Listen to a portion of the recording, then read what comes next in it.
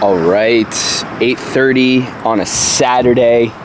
We just finished running 13 miles and it was raining the whole time, so we have awful blisters.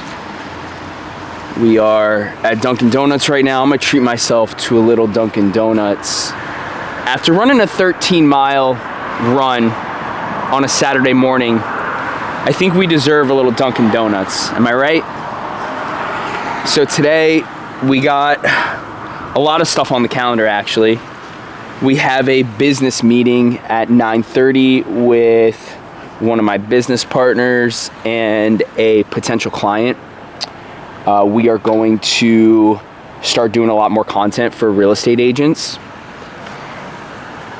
One of the SMMAs that I'm gonna be working on a little bit, and I'm not gonna give too much of my time to these SMMAs or anything, but because I myself am growing my own personal brand and things like that, but it's good to work with other people that are trying to help other people grow on content and grow on social, because there's something to learn from everybody, right? We all make mistakes, we all have successes, we all have different bottlenecks and challenges within our business, and what better way to figure out your own business challenges than learn from someone else's. So let's go get our Dunkin' Donuts. All right, you know what? Change of plans. We are not getting Dunkin' Donuts. I was standing in line and I was looking at the donuts and I was like, you know what? I'm gonna feel like shit afterwards, and just because I ran 13 miles doesn't mean I deserve a donut. I wasn't really even in the mood for a donut. So we're gonna head home, we're gonna go make some eggs, and then we gotta go be at our meeting at 9:30. So we got an hour. Honestly, actually, maybe I'll go hit the sauna. That's what I'm gonna do. I'm gonna go hit the sauna and the cold plunge. I'm gonna go right to the meeting. But, and this is the big but, this funnel isn't just for selling books. We call it a book funnel because that's how most people use it, but it works for any free plus shipping style information product. For example, I use it to sell an MP3 player that's preloaded with 257 episodes of my podcast. Then we do top 10 or top 5 coffee shops, or top 3 burgers in West Palm, or top 3 fit content, whatever. The content that has performed the best for me on my Instagram. And you have a lot of experience, obviously. Were pieces of content that I wasn't even sure if I was going to post or not. I remember where I was. I believe that. A month and a half ago, I'm like, this reel is kind of stupid, but I'm gonna post it. 990,000 views later. Yeah. 900, it's literally gonna hit 1 million views in the next like 7 days, right? Went off, right? And then now I've posted in the last, I don't know, 3 months, over 60 to 80 long form YouTube piece of content. And I'm like, no one gives a shit about my meeting with you guys talking about social media management. And these videos are getting 1,000 views, 3,000 views on long form content, 60 hours of watch time, 25 subscribers later per video. Yeah. I've gained 350 subscribers in the last 30 days. All people that are interested in entrepreneurship, interested in marketing, interested in advertising, interested in content creation. Yep. So the content that you think might not perform the best. And I agree with that statement. So that's why I said I'd love to test it. So that's just why want to take it a step further. So what makes a good piece of content? Number one, it's shareable. Why would someone share this with someone? Right. Okay? So when you start off a video about impact windows, being like, did you know that you can get impact windows for a penny on the dollar if you use this one secret hack? Well, I think it's maybe I throw a rock through a window. It's shareable. And then talk about it. Second thing, it's relatable. People can relate to that. If you're like, these are the top 5 best restaurants in Soso. If someone lives in Soso, they're going to watch that. I agree. Okay. Third thing. I don't disagree with that. It's relevant. Right. Irrelevant in the times. New county ordinance. New zoning change. Yeah. Blah, blah, blah. Okay. So we're going to make sure that every single piece of content that you post is going to either be shareable, relatable, relevant, and then a call to action each post. So like this post, for example, you do an off-market listing. What's up, guys? I'm in Soso in my off-market listing. This isn't even on the market. I got 10 clients I'm going to be sending this out to in the next 24 hours. If you want to get on my exclusive list of off-market properties. Genius. Yes. If you want to get on my exclusive list of off-market properties, like this post, and I will send you a direct personal DM from me myself. And then you literally record a video, 45-second video, all right, this is the off-market listing. Thanks so much for reaching out, blah, blah, blah, blah. The link below, I'm gonna ask for your phone number, your email address, what's your price range, etc. And now we got leads on buyer leads looking for off-market properties. And now you're building your Rolodex of off-market investors, getting new listings, etc. Right? So that's a good call to action on a reel like that. Second one, share this with someone who loves tacos. What's up, guys? I'm in Soso at the #1 taco Alyssa would share that. in the #1 Mexican restaurant in Soso. You guys didn't know this, but on Tuesdays, it's $10. You get 5 tacos. This is the best place. Yeah, and then I you and Alyssa eat a are taco. looking all dressed up, looking all nice, Yeah. eating the tacos, and you're gonna say, share this with someone who loves tacos. Yeah. Blah, blah, blah, blah. Okay? So I like that. that's on a macro scale. That's what I'm thinking for realtors across the board. I know each person's going to be different. We can tailor it to you. Well, I'm just saying, if you want to utilize me as an example. So that's the thing. The most important thing is you got to post often. Yeah. Like, you'll find your voice over time. Right. You're a perfectionist, right? A lot of us are perfectionists, and it's like, no, this content's got to be perfect. This video's got to be perfect, et cetera, et cetera. But until you throw out 300 pieces of content, you don't know what's gonna work. I agree with and that. And you don't know your voice, and you don't know your style, and you don't know how you want to get your message across. Yep. So the most important thing right now for every content creator is just posting every single day for 100 days straight. Even if it's a piece of content you're like, this isn't my best work. This isn't a piece of content I'm super proud about, but you never know what's gonna hit. Right. You really don't. I know, and you have the proof in the pudding, because you have a post that you said, you didn't think it was gonna hit, and it hit. I remember being like, should I even fucking know? This is stupid. Yeah. 60,000 likes. Well, that's why I think it's important to test, and then whatever holds true, we just double down on it. And you can't test unless you're throwing a lot of shit So out there. timelines and like future focus, like what's the next step? All right, so this is the next step. So we gotta come up with 7 different styles of content, 7 different categories of content that you're gonna post every single week. Number 1, every single week, you and Alyssa are gonna go to your food. I mean, you already are going to these spots. Yeah. Like, you need to just get I have the list of content of like around food. I have this right here. Let's see. So right here is transformation. So right. The hardest part is getting the video. So, you're an entrepreneur, you have a lot of ambition, and you're up early and you're doing all that stuff, right? But we have to do less, not saying you are doing this, but we have to focus less on talking about it and more on documenting it. Yeah. So when you are at your desk, okay, and you do this all the time, and it's a great picture, and I love seeing you do it. You're taking a picture of your desk. We know you're in the lab. You're grinding. Next time you do that, you're gonna have a tripod, and you're gonna put your phone right next to you, and you're gonna literally, because look, I see this notebook all the time in your stories, and you're gonna make a time-lapse video of you making your notes. We put a trendy audio over it with text on screen that says, my goals for 2024. Yeah. Or the top 10 things I journal about each and every single day, right? So that could be a good video right there. Video, too. right? So my point bringing that up is that we need to document more of what you're doing every single day. So like, when you have meetings, when you have appointments, right? Like, it's tough to get the content because like you gotta like kind of like ask people and things and whatnot. Yeah. But like, you need to be a little more bold. Yeah.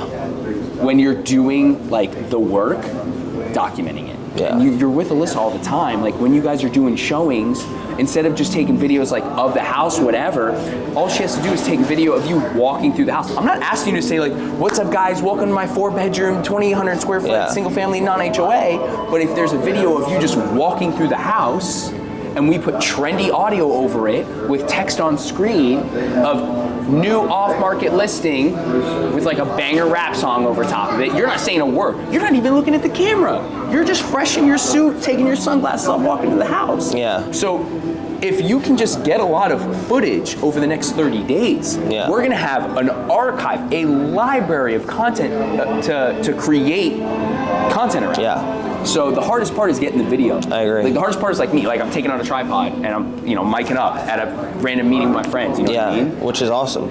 But this turns into like new subscribers. Right. So that's the hardest part. So I think the next thing we should talk about for the next 2 to 3 minutes is the 7 different types of content you're gonna post every day. Every week, excuse me. Every week you're posting a piece of content about food. Yeah. So you're gonna go to a restaurant, you're gonna, when you're eating food, whatever, this is my, whatever. And when we make these pieces of content, it doesn't have to be you talking to the camera. It could literally just be a video of you. For example, dude, this is when my content, like, I really started saying, this shit's way simpler than I realized. One day I'm like, Court, take a video of me eating this chicken bowl that you made. Okay? How simple. How long did that take me? Bro, 80,000 views later, 75,000 views later, I'm like, what the? I'm like, wait a second. That took me 3 seconds. So like a video of you just eating at Bukan. 3 reasons I don't eat out because of the chicken bowl. Yeah, it's good, yeah. Right? So simple it doesn't content. have to be you talking, right? Yeah. Or this piece of content I did, literally me just, it's a 3-second piece of content of me just running on the beach. That's it. Yeah. Okay? 550,000 views later. Yeah. So this is gonna be a reel of you just getting in your car. Yeah. Walking into the office. Alyssa's gonna stand right here like this, and you're literally just gonna be outside, briefcase in hand, walking in, taking off the sunglasses. It's a 4-second reel. We put trendy audio over it, and it's gonna say why I get to the office at 6 a.m. every single day. Yep. It shows that you're grinding. Yeah. And you're not talking about grinding, they're seeing the grind. Yeah, I like that. Yeah. Right? So just like keeping it really simple. That's more for the personal branding aspect too, because you're seeing me on a regular basis, and versus me being behind the camera, now I'm in front of the camera. Yeah, understood. Right, exactly. Instead of you like taking the pictures, now you're in front of the camera. Right. And that's the most important thing. Agreed. So every single week we're doing a food piece. Every single week we're gonna do, I'm gonna call it like a working piece. So you're writing in your journal, you're on the MLS, right? You're looking up properties on the MLS. Like even if you just put your phone right in front of you and you're on your computer, right? And instead of a trendy audio, we do B-roll footage. And you just record B-roll footage that says, this morning I had an investor from New York hit me up. He's looking for a quadplex in Palm Beach County. Right now there's 2,000 quadplexes under $500,000 on the market, blah, blah, blah, blah. And it's literally just a video of you on the MLS like this. Video like that would slap. Yeah, I agree. Okay, so the second most, more important than food actually, is I'm gonna call it a working piece of content. Whether you're at a showing, or you're in front of your computer, or you're looking at a meeting, or dude, you're at an inspection. Yeah.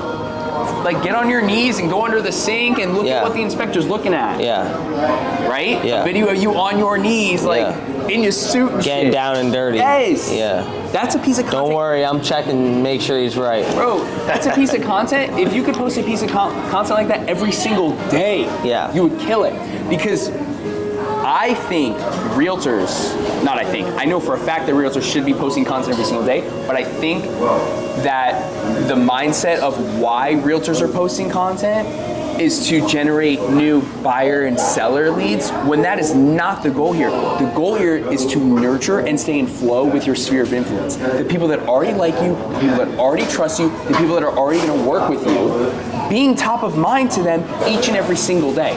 Why would we call our sphere of influence every single day when we can spend 3 seconds posting a piece of content and 300 people in our sphere of influence are seeing us on our fucking knees at an inspection looking at the leak under the sink? Yeah.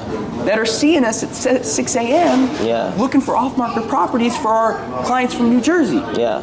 You see where I'm going with that? Yeah. Like it's to nurture, and I know your sphere of influence on social isn't like people that can buy and sell and things like that, but if we can make the content shareable, we can make it relevant, we can make it relatable, and we can do a strong call to action, like really scientific with this shit, calculated with this shit. We'll grow your Rolodex, things like that. I believe it.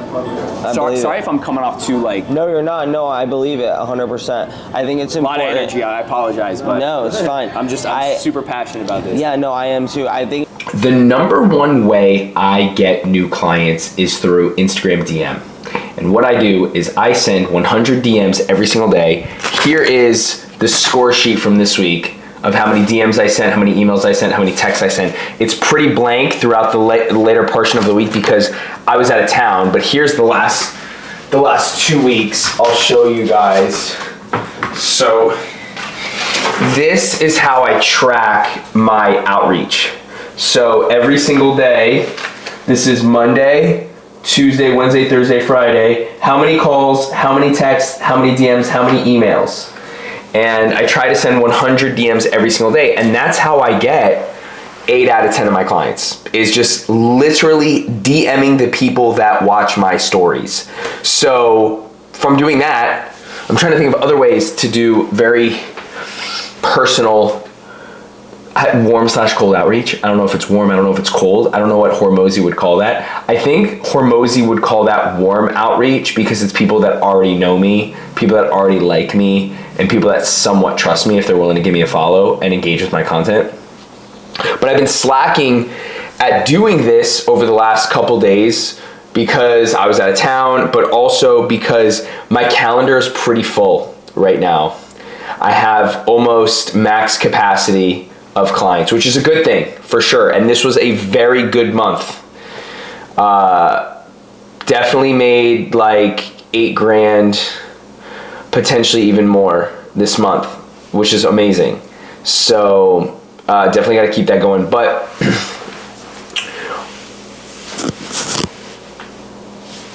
now I'm at a point where I'm like, okay, maybe I need to raise my prices, right? So something I'm working through. You know, it's the end of the year. Business is pretty much done until Monday. Tomorrow's Christmas Eve, Sunday. Monday's Christmas. So I'm not going to do any outreach on Christmas. I'm not going to do any outreach on Christmas Eve. I'm not going to send any Merry Christmas texts either. I don't do that. But we got a lot of really good things coming up in 2024, and I'm going to make a video of my goals for 2024 and get a little more specific so you guys know what I'm trying to accomplish. But you know, the one thing I've been really bad at over the last couple years is just honing in my focus. Wow, look at this reel. Oh my God. One of my recent shorts is starting to blow up right now. It's amazing seeing how many subscribers we're getting. One thing I'm really not great at is staying focused on one thing, because I'll start this business or get traction within this business and then I get distracted trying this, trying that. But I have one more thing I want to try this year, and it's an SMMA, social media marketing agency. I'm going to start doing content for realtors and helping realtors grow their social media and also nurture and stay in better flow with their sphere of influence. So that's something I'm going to work on. So I mean, things are good, dude. Things are good, man. We just gotta keep it up.